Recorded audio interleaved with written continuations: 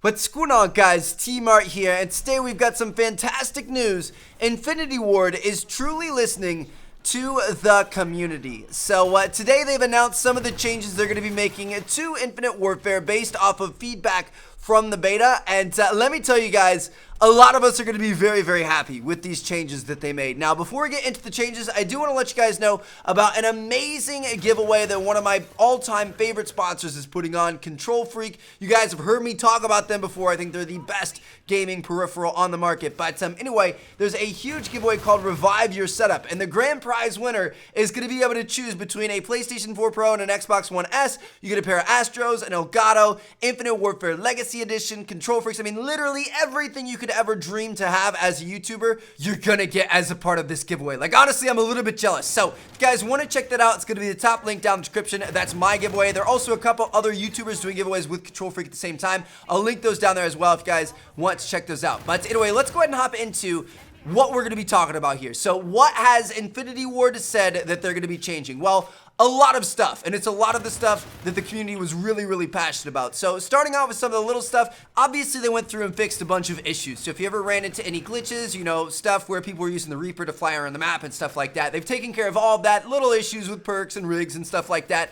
They've actually buffed a few of the score streaks in terms of their damage and their speed and stuff. I think that was kind of necessary. I felt like some of the score streaks we were able to use were a little bit weak, especially for the amount that it took to earn them. So hopefully that's a little bit better off. Next up, they buffed the shotguns, which definitely needed to happen. The shotguns were a little bit weak, so hopefully they're a little bit more balanced now. They nerfed the snipers. Yes, I know a lot of people are going to be very, very excited about that. This was the easiest game of all time to quickscope in, and they've nerfed that. So obviously, nobody's played the game yet, so I don't know exactly how this is going to balance out and how big of a nerf it was, but I'll tell you guys what they said that they did. So, first of all, there's less of a hipfire bonus. Second of all, there's now no longer any aim assist until it gets all the way up to your eye. So previously, even when you weren't all the way zoomed in, you were getting aim assist. Now that doesn't happen until you're fully zoomed in, which definitely helps out. And then when you're fully zoomed in, the aim assist has been reduced from what it was in the beta, so it's not going to be as good. And on top of all of that, they've reduced quick draws effect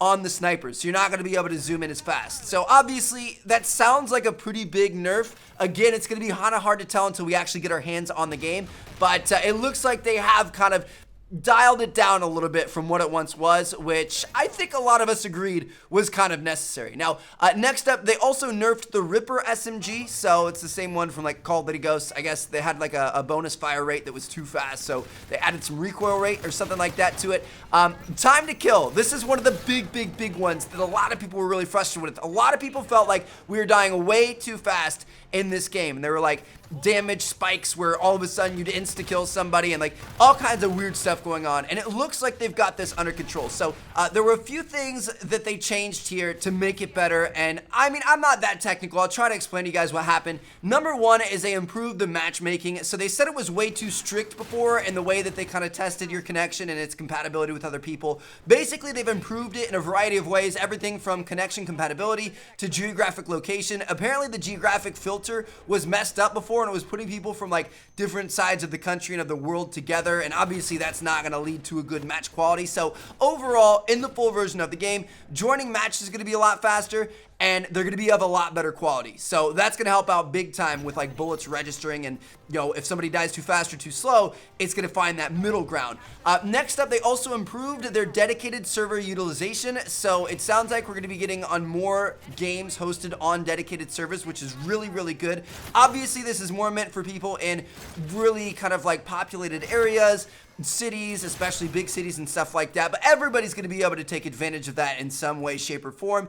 And then also, they actually reduced the time it takes to regen your health. So you're going to regen health quicker now, which is definitely going to help out with that feeling of dying too quickly. So they said that with all of these changes, plus the weapon balancing that they've done, the time to kill should feel much more balanced at launch, but it's something they're going to look at very, very closely from here on out, and they're going to be willing to continue to balance it as needed. So that's really, really good. Hopefully they got it right, but if they didn't, at least they're knowing and willing to change it, which is really good in my eyes. And finally, last but not least, a very unexpected but welcome change is to the economy. So we're talking about salvage, we're talking about keys, all kinds of stuff like that. they've definitely buffed this for us. So first up, they increased the salvage you gain from mission team challenges, which is awesome. You're going to be able to get that salvage to unlock those variants that you like.